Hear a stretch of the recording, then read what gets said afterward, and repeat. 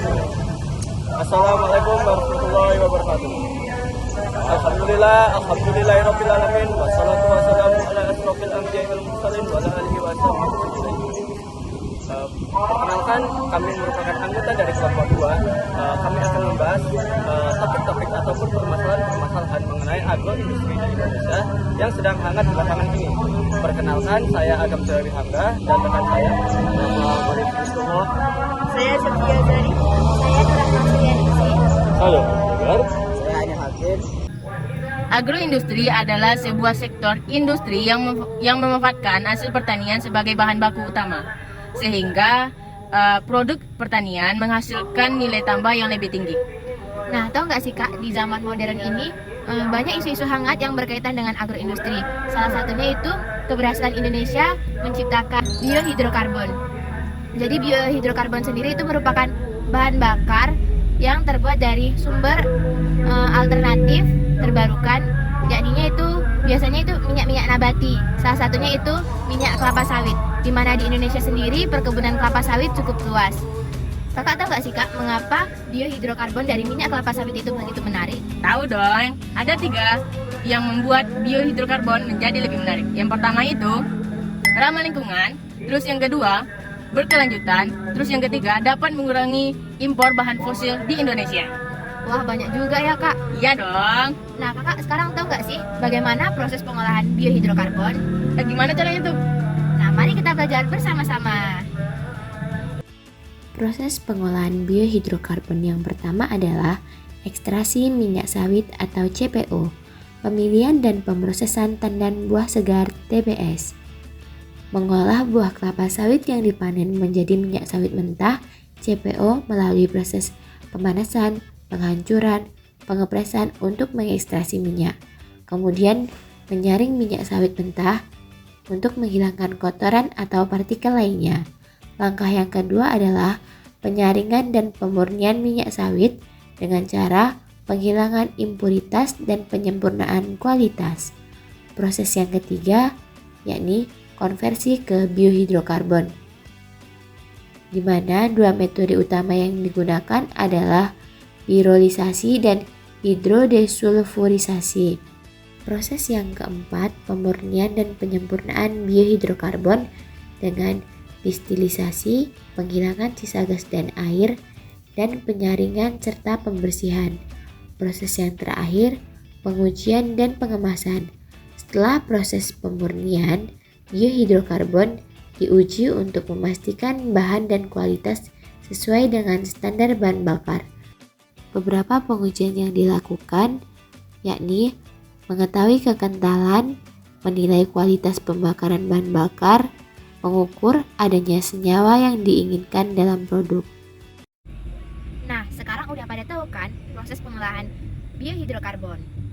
Oh, seperti itu ya Kak. Jadi pengolahan minyak sawit menjadi biohidrokarbon merupakan salah satu upaya Indonesia untuk mewujudkan energi yang berkelanjutan dan ramah lingkungan. Nah, benar banget Kak. Selain pengolahan biohidrokarbon, masih banyak isu menarik lainnya yang berkaitan dengan agroindustri dan akan dijelaskan oleh teman kami selanjutnya. Izin menjelaskan Bu mengenai kasus biohidrokarbon di Indonesia. Salah satu contoh kasusnya adalah program mandatory biodiesel B35 di Indonesia. Pada tahun 2023 lalu, pemerintah melaksanakan program bernama biodiesel B35, Bu. Jadi ini merupakan suatu program di mana pemerintah melaksanakan sebuah inovasi atau pengembangan dari program sebelumnya, yaitu B30 yang telah sukses dilaksanakan. Program ini terdiri atas campuran bahan bakar diesel sebanyak 65% dan sisanya berupa bahan bakar biodiesel yang tercipta atas minyak sawit yang menjadi bahan baku utama biodiesel ini sebanyak 35%. Ini merupakan suatu program pengembangan dari bahan bakar B30 yang terdiri atas biodiesel sebanyak 30% saja. Kemudian tujuan dari program biodiesel ini juga adalah sebagai upaya pemerintah dalam mengurangi emisi karbon, Bu, juga mendukung ekonomi yang ramah lingkungan, juga untuk mengurangi penggunaan karbon sehingga tercipta energi terbarukan yang ramah lingkungan, Bu. Pemerintah juga menetapkan tugas ini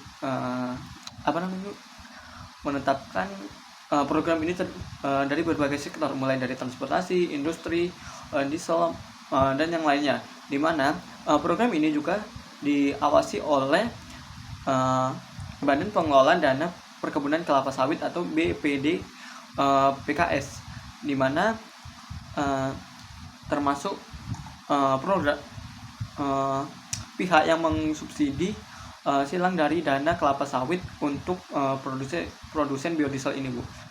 Di sini saya akan sedikit menjelaskan terkait tantangan yang dihadapi dalam program mandatory biodiesel B35 di Indonesia. Adapun tantangannya seperti yang pertama itu logistik infrastruktur. Untuk menjalankan sebuah program B35 diperlukan adanya peningkatan kapasitas produksi dan distribusi biodiesel. Infrastruktur yang ada juga harus ditingkatkan untuk mendukung distribusi dan penyimpanan biodiesel dalam jumlah yang lebih besar. Koordinasi antara pemerintah, perusahaan minyak, dan produsen biodiesel sangat penting untuk memastikan suatu pasokan yang lancar dan berjalan dengan konsisten. Kedua, itu kualitas dan stabilitas. Bahan bakar biodiesel yang cenderung lebih sensitif terhadap kondisi cuaca ekstrim seperti suhu yang rendah yang dapat menyebabkan suatu pengentalan. Oleh karena itu, penelitian dan pengembangan terus dilakukan untuk memastikan bahwa biodiesel yang dihasilkan memiliki kualitas yang stabil dan dapat digunakan dalam berbagai kondisi. Yang ketiga itu ada harga minyak sawit. Fluktuasi harga minyak sawit global dapat mempengaruhi biaya produksi biodiesel. Ketika harga suatu minyak kelapa sawit tinggi, biasanya produksi biodiesel juga akan semakin meningkat yang dapat mempengaruhi harga bahan bakar dalam suatu negeri. Di sini saya akan sedikit menjelaskan permasalahan tentang program mandatori biodiesel B35 di Indonesia. Jadi merupakan program campuran bahan bakar nabati jenis biodiesel berbasis minyak sawit ke dalam minyak solar sebesar 35%. Meskipun baru berjalan, program B35 telah menunjukkan beberapa hasil positif. Yang pertama, peningkatan penyerapan sawit, yaitu dengan peningkatan campuran biodiesel, konsumsi minyak sawit domestik meningkat. Hal ini membantu menstabilkan harga sawit dan memberikan dampak ekonomi yang positif bagi petani sawit. Petani kecil yang sebelumnya menghadapi ketidakpastian harga kini memiliki pasar domestik yang lebih stabil. Yang kedua, pengurangan emisi program B35 diharapkan dapat mengurangi emisi gas rumah kaca lebih signifikan dibandingkan program B30. Biodiesel dianggap lebih ramah lingkungan karena berasal dari sumber yang dapat diperbarui dan memiliki jejak karbon yang lebih rendah dibandingkan bahan bakar fosil. Hal ini mendukung komitmen Indonesia dalam pengurangan emisi global sesuai dengan target yang telah ditetapkan dalam kesepakatan. Yang ketiga ada ketahanan energi, yaitu meningkatkan penggunaan biodiesel dapat mengurangi ketergantungan Indonesia pada impor bahan bakar fosil yang meningkatkan ketahanan energi nasional. Penggunaan bahan bakar domestik juga mengurangi risiko ketergantungan pada harga minyak internasional yang berfluktuasi. Upaya lanjutan. Nah, upaya lanjutan untuk mendukung program B35, pemerintah dan berbagai pihak terkait perlu terus melakukan upaya-upaya berikut. Yang pertama itu diversifikasi sumber bahan baku. Selain minyak sawit, perlu dilakukan penelitian pengembangan untuk memanfaatkan berbagai jenis tanaman lain sebagai sumber bahan baku biodiesel. Ini termasuk tanaman yang tidak bersaing dengan pangan dan memiliki potensi tinggi untuk produksi biodiesel. Nah, peningkatan efisiensi produksi melalui inovasi teknologi dan optimasi proses produksi. Efisiensi produksi biodiesel perlu ditingkatkan.